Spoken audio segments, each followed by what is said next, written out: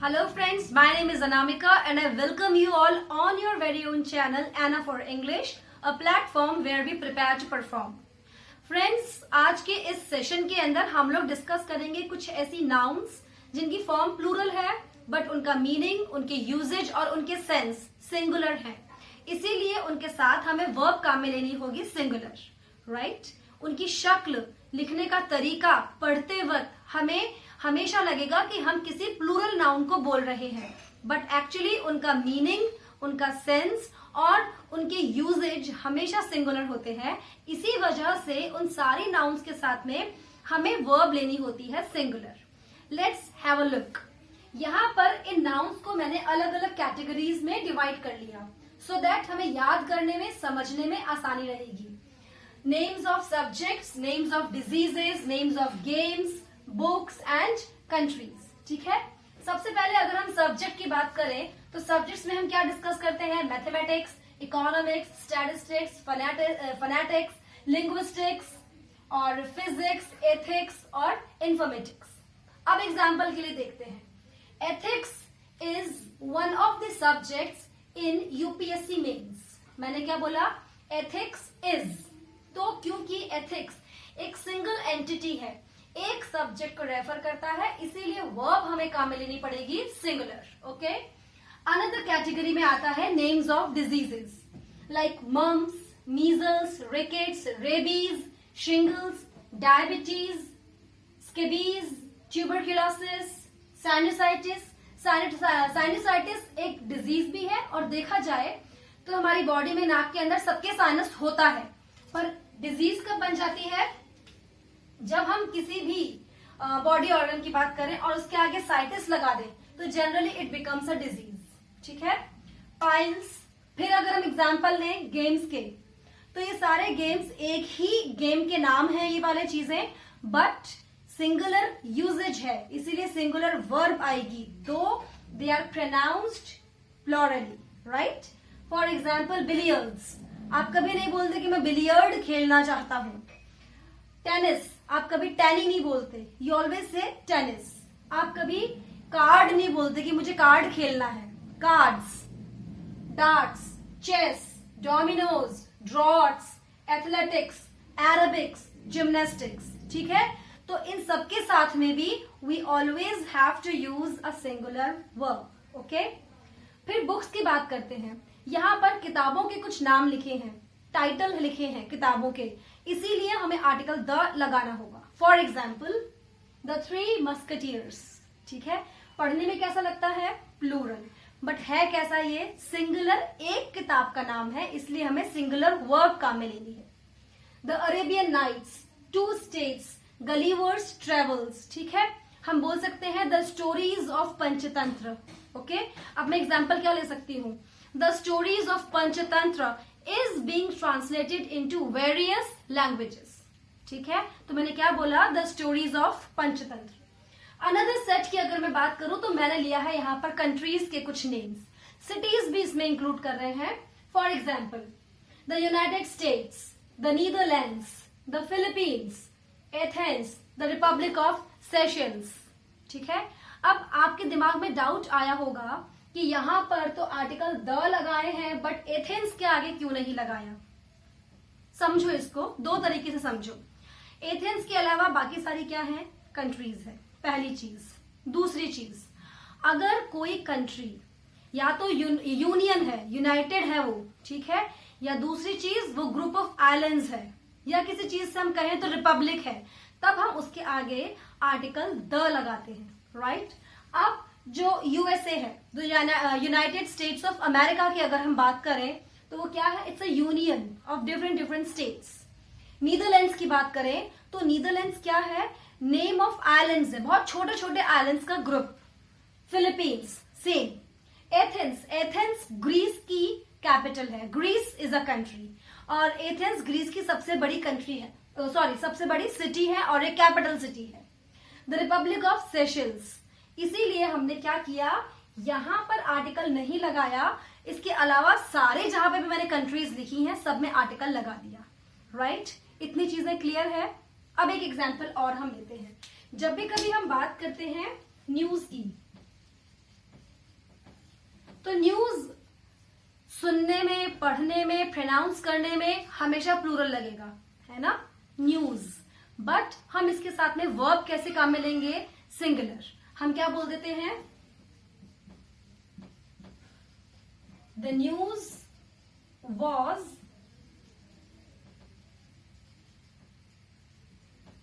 Authentic, the news was authentic. और जब मैंने इसको वॉज बोला तो यहां पे वर्ब कैसे लगा दी है, सिंगुलर, ठीक है, भले ही न्यूज पढ़ने में मुझे प्लूरल क्यों ना लगा। Another example if we take, तो मैं यहां पर लिखती हूं वेजेस।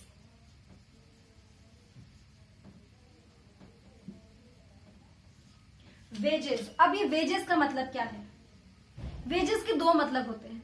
मैंने जो वेजेस लिखा है, वेजेस के दो मतलब हैं। इनमें से एक मतलब तो होता है रिजल्ट, एक मतलब होता है सैलरी। स्पेशली कौन सी, वो सैलरी जो हमें कैश में मिलती है, जो महीने के महीने ना मिलकर के हमें वीकली या फिर डे बाय डे बेसिस पे या फिर हम महीने को बाइफरकेट करके लेते हैं, तो वो salary specially which is in form of cash, right.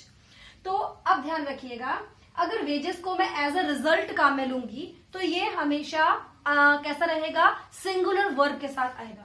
तो यहां पर वर्ब आ जाएगी सिंगुलर। बट मैं वेजेस को अगर सैलरी के हिसाब से डिस्कस करूं तो I can use a plural verb here. तो यहां पर मैं वर्ब कैसे ले सकती हूं, प्लूरल लिख सकती हूं। फॉर एग्जाम्पल अगर मैं बोलूं तो wages were paid in cash, wages were paid in cash.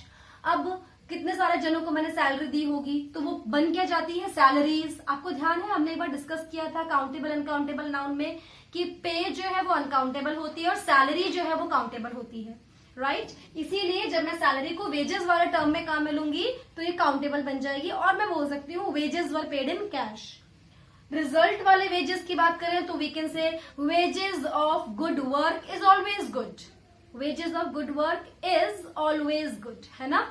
तो यानी कि हमने यहां पर काम में ले लिया है singular verb, right. I hope आपको ये सारी की सारी नाउन समझ में आई होंगी, राइट। नेम्स ऑफ सब्जेक्ट्स, अच्छा नेम्स ऑफ सब्जेक्ट्स में एक चीज और, आपके दिमाग में क्वेश्चन आया होगा इकोनॉमिक्स को लेकर के कि मैम इकोनॉमिक्स में से तो हम इकोनॉमिक काम में लेते हैं। एब्सोल्युटली इकोनॉमिक हम काम में लेते हैं, बट जब भी कभी हम खाली इकोनॉमिक काम में लेंगे तो ये क्या बन जाएगा, ये बन जाएगा एक एडजेक्टिव, ये बन जाएगा एक एडजेक्टिव।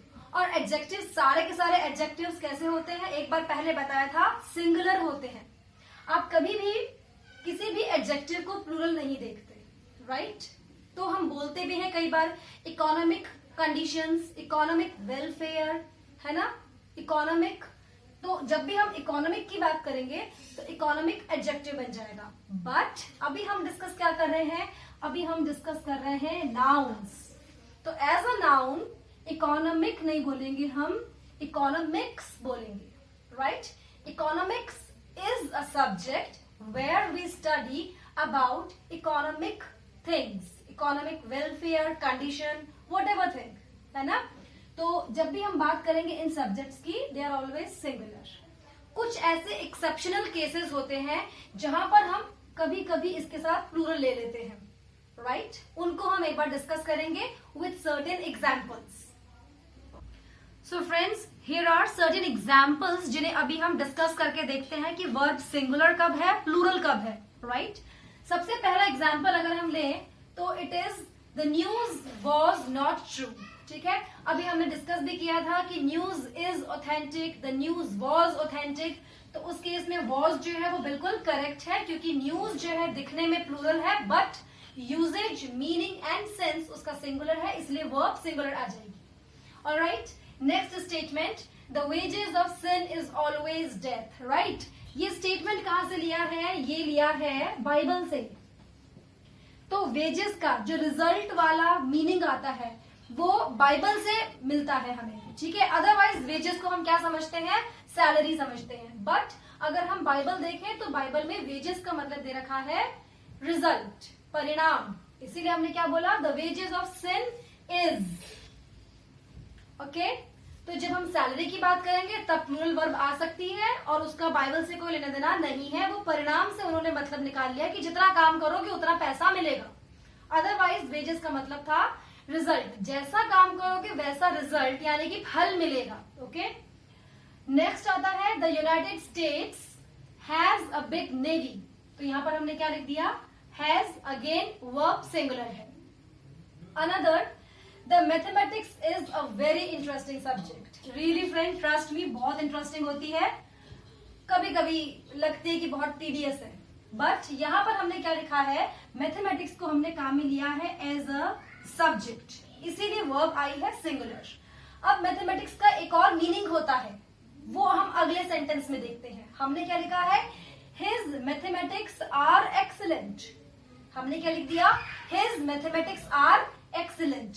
अब देखिए यहां पर जो मैथमेटिक्स है वो सब्जेक्ट नहीं है, अब वो क्या बन गया है, उसका मतलब बन गया है कैलकुलेशंस।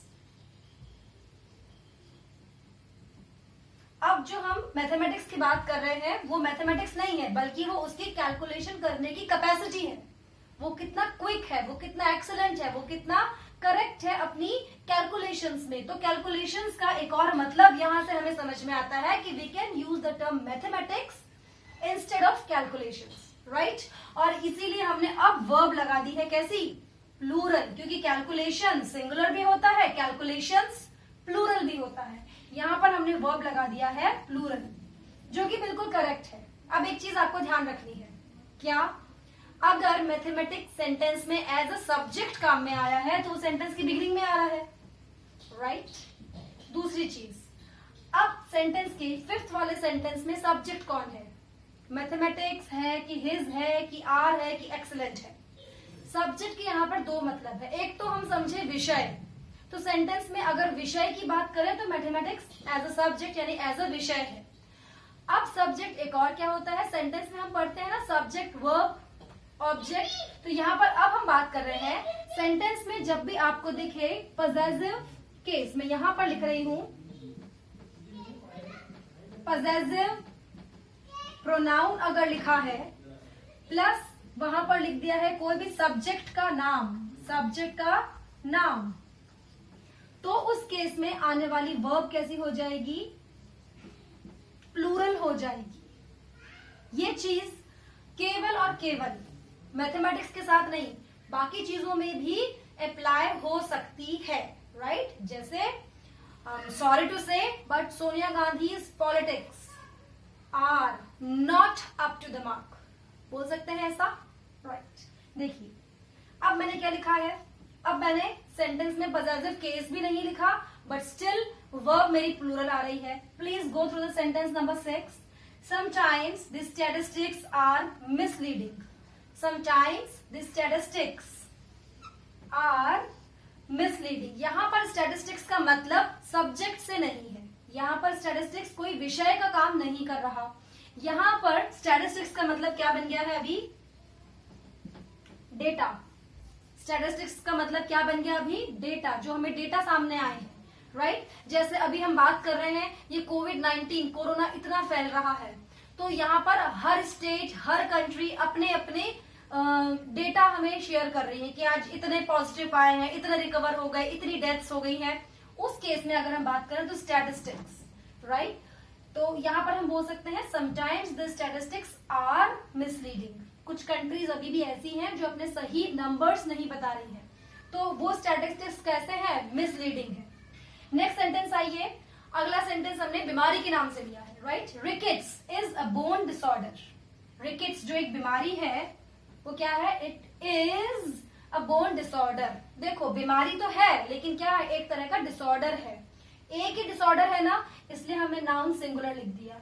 ये डिसऑर्डर किसके लिए आया है, रिकेट्स के लिए आया है, राइट। यहाँ पर नाउन कैसा है, सिंगुलर है, और ये आया किसके लिए है, रिकेट्स के लिए आया है। तो अभी समझ के रखो कि इस डिसऑर्डर का नाम रिकेट्स है तो एक ही डिसऑर्डर। समझ में आई बात, सिंगल यूनिटी है, दिखने में प्लूरल लग रही है बट सिंगल है, इसलिए वर्ब काम में ले लिया, okay. Rickets is a bone disorder caused by deficiency of vitamin D. और आपके अंदर डेफिशिएंसी ऑफ विटामिन ई ना हो जाए, इसीलिए हम डेली इंग्लिश के सेशंस को लेकर के आते हैं। और आपसे रिक्वेस्ट है कि आप प्लीज पूरा वीडियो ध्यान से देखा करो, हो सकता है कुछ ना कुछ चीजें आपके जरूर से काम में आए। I hope you will watch the whole video. Okay, next statement, billiards is played on a table of 10 by 5 feet। Billiards जो गेम खेलते हैं, जिसे हम टेबल कैरम भी बोल देते हैं, it is also known as table carrom. तो हमने क्या लिखा, गेम का नाम लिखा, तो हमने वर्ब लगा दी है singular. Billiards is played on a table of 10 by 5 feet। आपको पता है एसएससी में बहुत बारी जनरल साइंस के सेक्शन में ऐसे क्वेश्चंस पूछ लिए जाते हैं। फुटबॉल के कोर्ट की डायमेंशंस क्या है ना। क्वेश्चन पूछा जाता है कि क्रिकेट बैट किस वुड का बना होता है। तो ये क्वेश्चंस पहले आ चुके हैं। मे बी आप लकी हो और आपके क्वेश्चन आ जाए बिलियर्ड्स की टेबल किस साइज की होती है, बिलियर्ड्स ग्राउंड पे खेलते हैं कि टेबल पे खेलते हैं, ऐसे क्वेश्चंस आ सकते हैं। तो हर एक चीज यहाँ पर केवल इंग्लिश के लिए ही लिखी गई है ऐसा जरूरी नहीं है। It will definitely help you in other field, in other subjects as well. 9th sentence क्या बनता है, the stories of Panchatantra was written by Vishnu Sharma. Again ये क्वेश्चन भी एसएससी का आया हुआ क्वेश्चन है। पंचतंत्र किसने लिखी थी और ऑप्शंस दे रखे थे। तो आपको ध्यान होना चाहिए कि पंचतंत्र की स्टोरीज लिखने वाले कौन है, विष्णु शर्मा। और पंचतंत्र एक ऐसी बुक है जिसके बहुत सारे, क्योंकि इस बुक से मॉरल स्टोरीज मिलती हैं, इसके बहुत सारे ट्रांसलेशंस भी बने हैं अलग अलग लैंग्वेज में। तो हमने क्या लगा दिया, भले ही स्टोरीज लिखा है लेकिन किताब का नाम है। पता कैसे चला, किताब के नाम के पहले टाइटल में हम क्या लगा देते हैं, द। तो यहाँ पर हमने वर्ब काम में ले लिया है singular. Last but not the least, the Seychelles is an archipelago of 115 islands in the Indian ocean. अब ये सेंटेंस के अंदर हमने बात करी थी सेशल्स की। सेशल्स क्या है, सेशल्स ग्रुप ऑफ आइलैंड है जिसे हम बोल देते हैं आर्किपेलागो। इंपॉर्टेंट क्या है इसके अंदर, पहली चीज वर्ब इंपॉर्टेंट है। वर्ब क्यों इंपॉर्टेंट है, क्योंकि यहाँ पर वर्ब आ रही है सिंगुलर और वर्ड पढ़ने में लगता है प्लूरल। ये क्वेश्चन या ये स्टेटमेंट जो है आपको general science, general knowledge, geography के हिसाब से भी इंपॉर्टेंट है, क्योंकि हमें ध्यान होना चाहिए कि कितने आइलैंड सेशल्स में आ रहे हैं। There are 115 islands. और वो आइलैंड्स कहाँ से आ रहे हैं, they are from the Indian Ocean. तो अब आपको एक हैबिट ये पकड़नी पड़ेगी कि जब भी कभी आप कुछ भी टेक्स्ट पढ़ें, वो जरूरी नहीं है कि इंग्लिश के लिए ही बना है ना। उसके अंदर जो इन्फॉर्मेशन आपको मिल रही है, जो इन्फॉर्मेशन आप उस टेक्स्ट के थ्रू गैदर कर रहे हैं, उस गैदर्ड इन्फॉर्मेशन को आप काम में ले सकते हो करंट अफेयर्स में, आप काम में ले सकते हो सकता है हिस्ट्री में, हो सकता है वो ज्योग्राफी में काम में आ जाए, हो सकता है वो जनरल नॉलेज में काम में आ जाए, हो सकता है वो आपके साइंस वाले सेक्शन में काम में आ जाए। तो ये सारी चीजें ध्यान रखिएगा, केवल और केवल इंग्लिश के लिहाज से तो इम्पोर्टेंट है ही, एज वेल एज ये आपको बाकी के एरियाज के लिए भी नॉलेज देंगे। अब अगर आप न्यूज़पेपर पढ़ रहे हैं तो इन दिनों मुझे लगता है कि कोविड की वजह से आप लोग न्यूज़पेपर शायद हार्ड कॉपी नहीं पढ़ रहे हो, ऑनलाइन कॉपी या सॉफ्ट कॉपी भी आप पढ़ते हो, तो चीजें तो उसके अंदर वही लिखी हुई है ना। तो जो भी चीजें आप पढ़ो उसके पीछे क्या मेंशन कर रखा है, वो क्यों लिखा है, वो कहाँ कहाँ काम में आ सकता है, प्लीज इस हैबिट को भी आपको इनकलकेट करना होगा। And you will see the wonder, जब ये हैबिट्स आपके अंदर आ जाएंगी तो आपको लगेगा कि आप पढ़ते क्या है और बेनिफिट्स कितने पहुंचते हैं। आप पढ़ते हैं एक चीज और बेनिफिट्स काफी सारे हमें मिलते हैं। So stay tuned on your very own channel Anna for English, a platform where we prepare to perform। मिलते हैं कल फिर एक वीडियो में, तब तक के लिए नमस्कार।